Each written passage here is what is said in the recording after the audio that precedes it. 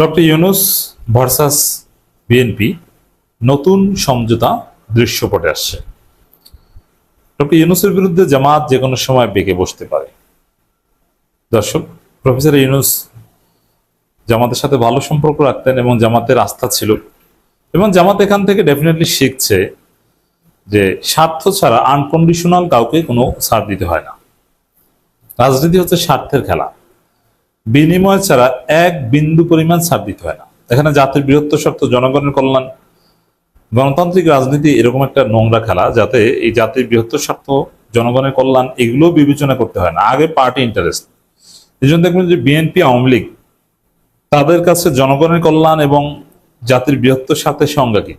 তাদের দলের স্বার্থকেই তারা বলে জাতির বৃহত্তর স্বার্থ, এবং তাদের দলের কল্যাণকেই বিএনপি, আওয়ামী লীগ বলে জাতির কল্যাণ, জনগণের কল্যাণ। আর জামাত জাতির বৃহত্তর স্বার্থে নিজেদের স্বার্থ বারবার বিকিয়ে দিয়েছে, নিজেদের স্বার্থ বারবার বিসর্জন দিয়েছে। এরকম অনেক ঘটনা আমরা দেখেছি। জামাত ছাড় দিয়েছে। তো দর্শক, ডক্টর ইউনূসকে জামাত আনকন্ডিশনাল সমর্থন দিয়েছে। জামাত কিছু পায়নি, জামাত কিছু নেয়নি। অথচ বিএনপি ডক্টর ইউনূসকে সমর্থন দেওয়ার বিনিময়ে শেষ পর্যন্ত একদম রাষ্ট্র ক্ষমতা নিয়ে নিয়েছে। কি নেয়নি? ইউনূস সরকারকেই বিএনপি সরকার বানিয়ে ফেলেছিল এবং ইউনূসের মতো ভালো লোকের মাধ্যমে ভোট কারচুপি করাতে বাধ্য করেছে বিএনপি। ইউনূসের মাধ্যমে চুরি করিয়েছে। ইউনূসের একটা ইচ্ছে ছিল না। আর জামাত বিনা স্বার্থে ইউনূসকে সমর্থন দিয়েছে। ইউনূসের পাশে, আপনাদের মনে আছে, বিএনপি সারাক্ষণ ইউনূসকে গালাগালি করত, নানান কিছু বলতে, এমনকি সুদী ইউনূস, আওয়ামী লীগ যে ভাষায় গালি দিত, মৌলবাদী, সুদী, সুদখোর, মৌলবাদী, এগুলো বিএনপি বলতো। খলিলুর রহমানের পদত্যাগ চাইতো, মনে আছে? আর জামাত তখন ইউনূসের পাশে দাঁড়াতো এবং আমরা বা জামাতপন্থী সবাই মিলে ইউনূসকে ডিফেন্ড করতাম। আর সেই ইউনূস শেষ পর্যন্ত জামাতের সাথে বেইমানি করে বিএনপিকে ক্ষমতা এনে দিয়েছে এবং ফেয়ার ইলেকশনটা দিলেন না।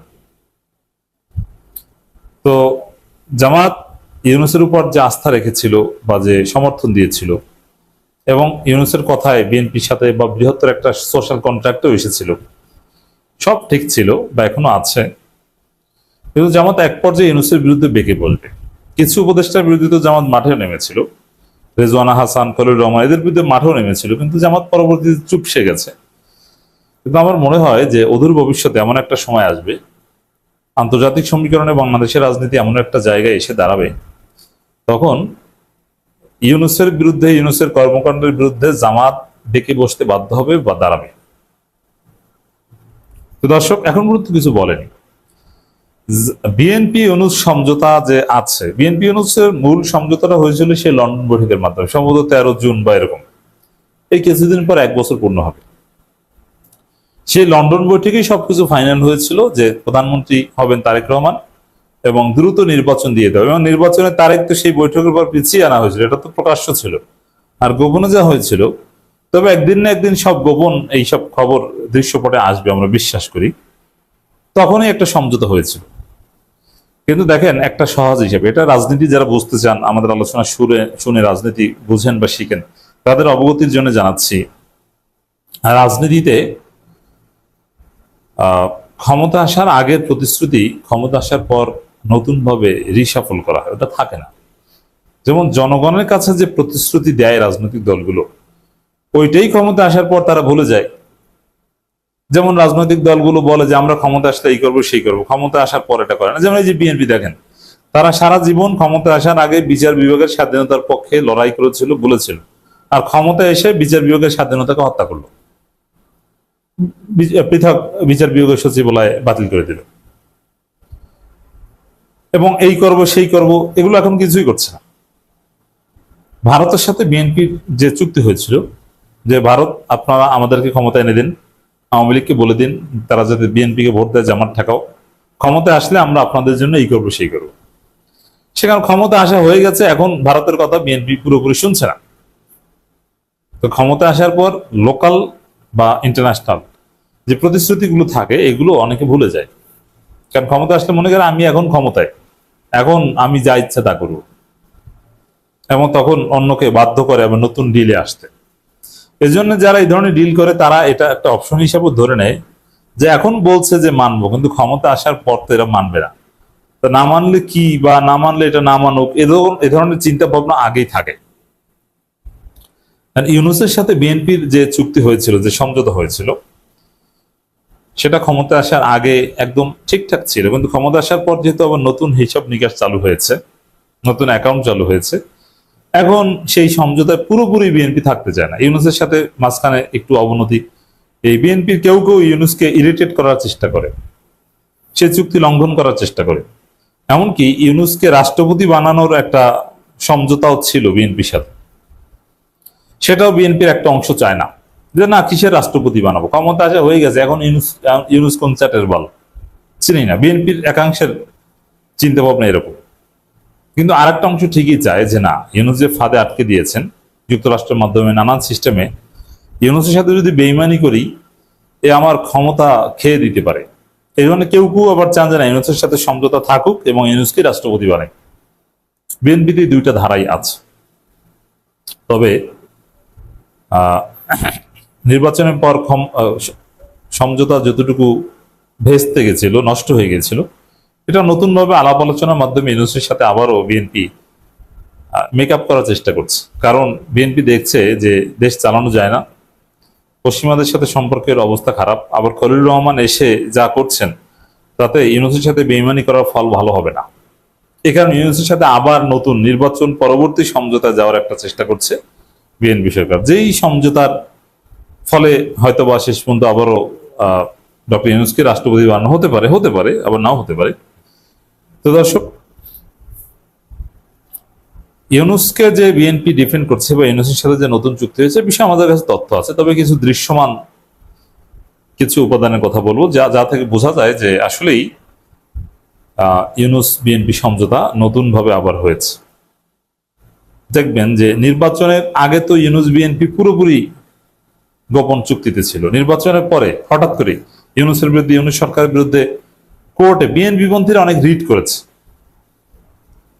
ইউনূসকে অবৈধ, এমনকি ইউনূসকে গ্রেপ্তারের দাবি জানিয়েছে বা গ্রেপ্তার করানোর চেষ্টা করেছে, বা ইউনূসের যে সিকিউরিটি ভিভিআইপি হিসেবে ওগুলো বাতিল করানোর চেষ্টাও বিএনপির একাংশ করেছে। কিন্তু শেষ পর্যন্ত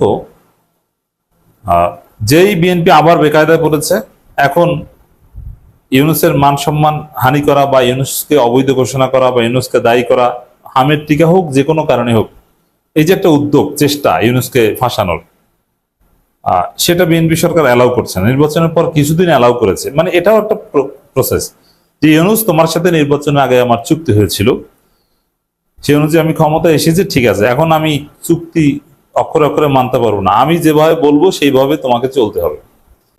বিরাট অর্জন নিয়ে দেশে ফিরছেন ডাকসুবেবী সাদিক ক্যাম্প, এস এম ফরহাদ, মহিউদ্দিন থেকে শুরু করে ডাকসু নেতারা, at the same time Shibir নেতারা। আপনারা জানেন যে ডাকসুবেবী সাদিক ক্যাম্পের নেতৃত্বে ডাকসুর একটা প্রতিনিধি দল চীন সরকারের আমন্ত্রণে 1 সপ্তাহ চীন সফর শেষে বাংলাদেশে ফিরেছেন। চীনে সাদিক ক্যাম্পদের যে অ্যাচিভমেন্ট, সেই অ্যাচিভমেন্ট নিয়ে আলোচনা করব।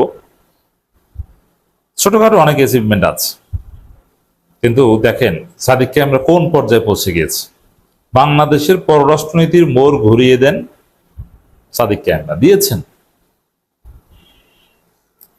এবং এটা রেসিপ্রোকাল, একপাক্ষিক ভাবে না। প্রথমে এই পররাষ্ট্রনীতিতে সাদিক ক্যাম্পরা কি ঘটিয়েছেন এটা যদি বুঝতে হয়, আপনাকে বুঝতে হবে সাদিক ক্যাম্পরা চীন গিয়েছেন, তারা নিজস্ব টাকা দিয়ে ভিসা করে যাননি, তাদেরকে চীন সরকার আমন্ত্রণ করে নিয়েছে। চীন সরকার সাদিক ক্যাম্পদেরকে চীন নিয়েছে, দাওয়াত দিয়ে নিয়েছে, রাষ্ট্রীয় মেহমান হিসেবে চীন নিয়েছে এবং রাষ্ট্রীয় প্রোটোকল দিয়েছে তাদেরকে চীনে। এটা চীনের পররাষ্ট্রনীতির একটা অংশ। এর মানে সাদিক ক্যাম্পদের একক আগ্রহে না, চীন সরকারই তাদের পররাষ্ট্র নীতিতে সাদিক ক্যাম্পদেরকে এনগেজ করছে। কিভাবে?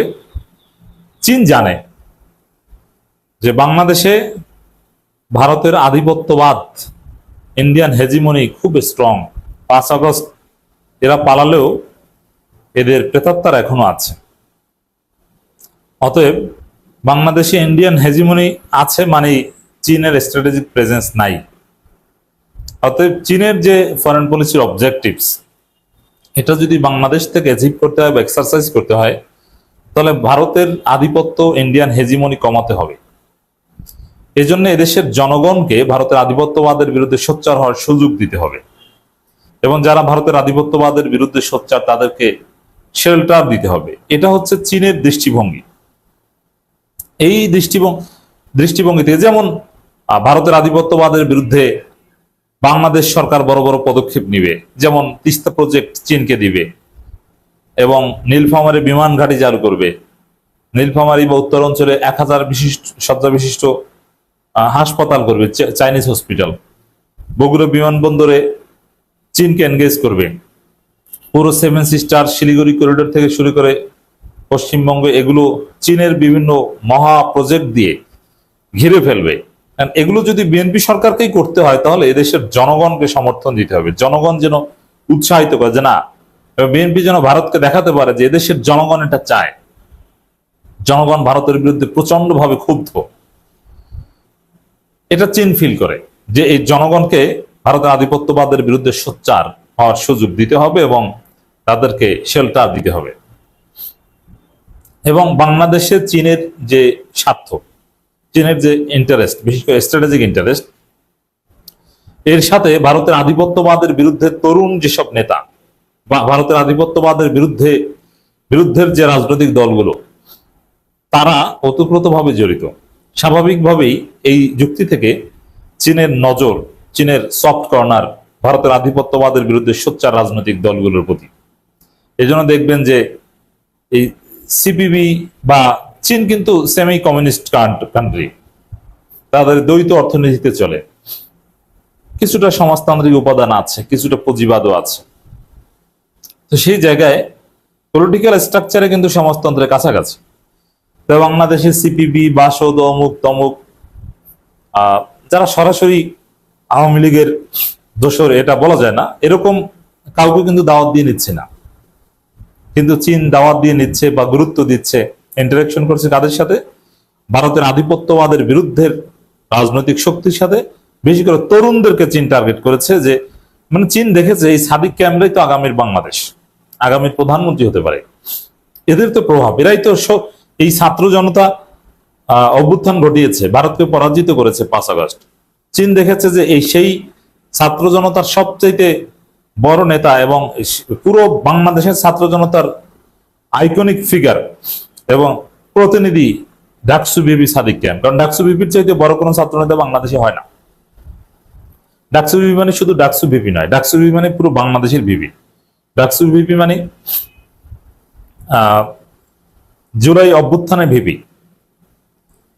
তো স্বাভাবিকভাবে এই ডাকসু বিবি পাওয়ার, এটা চীন ফিল করে, তাকে বাংলাদেশের ভবিষ্যৎ মনে করে।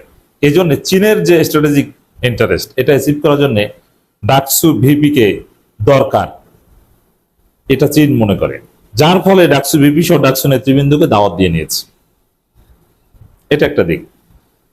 তারপরে হ্যাঁ, আর এদিকে সাদিক ক্যাম্পের দৃষ্টিভঙ্গিও তো এটা, যে ভারতের আধিপত্যবাদের বিরুদ্ধে আমাদের লড়াই অব্যাহত রাখতে হবে, আর ভারতকে সোজা করতে হলে, ভারত আমাদের উপর ডমিনেট করবে, এই জায়গাটা যদি কন্টেইন করতে হয় তাহলে চীনকে আমাদের লাগবে, চীনকে লাগবে, তুরস্ককে লাগবে, পাকিস্তানকে লাগবে। তারপরে ভারতের আধিপত্যবাদের বিরুদ্ধে লাগাম টেনে ধরতে পারবে। তো এখানে ইন্টারেস্ট মিলে যাচ্ছে, দৃষ্টিভঙ্গি মিলে যাচ্ছে, যার ফলে সাদিক ক্যামরা চীনে গিয়েছেন। সাদিক কায়েমদের চীন সফরের অনেক অ্যাচিভমেন্ট বা অনেক দিক আছে। তারা বিভিন্ন বিশ্ববিদ্যালয়ে ঘুরে দেখেছেন, বিভিন্ন টেক জায়ান্ট প্রতিষ্ঠানগুলো ঘুরে দেখেছেন, অনেক আশ্চর্যজনক অনেক প্রযুক্তি সম্পর্কে ধারণা অর্জন করেছেন, চীন কিভাবে উন্নত হয়েছে, বা বিভিন্ন ক্লিন সিটি বা বিভিন্ন স্মার্ট সিটি দেখেছেন, অনেক কিছুই দেখেছেন। বিশ্ববিদ্যালয়ের শিক্ষার্থীদের সাথে মত বিনিময় করেছেন, চাইনিজ বিভিন্ন বিশ্ববিদ্যালয়ের ছাত্র সংসদ প্রতিনিধি দলের সাথে মত বিনিময় করেছেন, ওখানে বাংলাদেশি কমিউনিটির সাথে মত বিনিময় করেছেন। এগুলো তো আছে, ওগুলো নিয়ে আলোচনা আমার আলোচ্য বিষয় না। আমার আলোচনার বিষয় হচ্ছে সাদিক ক্যামের বক্তব্য শুনাই। দেখেন, আমরা চীনের সঙ্গে বে অফ বেঙ্গলের নিরাপত্তা নিয়ে কথা বলেছি, এটাই হচ্ছে মূল পয়েন্ট। বে অফ বেঙ্গলের নিরাপত্তা মানে এটা পররাষ্ট্রনীতির বিষয় এবং এটা সিকিউরিটি ইস্যুস, এটা ছাত্র নেতার কোনো কনসার্ন হওয়ার কথা না। কিন্তু চীন সাদিক ক্যামের সাথে এই বিষয়ে কথা বলেছে, সাদিক ক্যামরাও এই বিষয়ে চীনের সাথে কথা বলেছে, এবং কথা বলেছে কার সাথে? চীন সরকারের সাথে। তাহলে বুঝেন যে পররাষ্ট্র নীতিতে কিভাবে সাদিক ক্যামরা রোল প্লে করছে।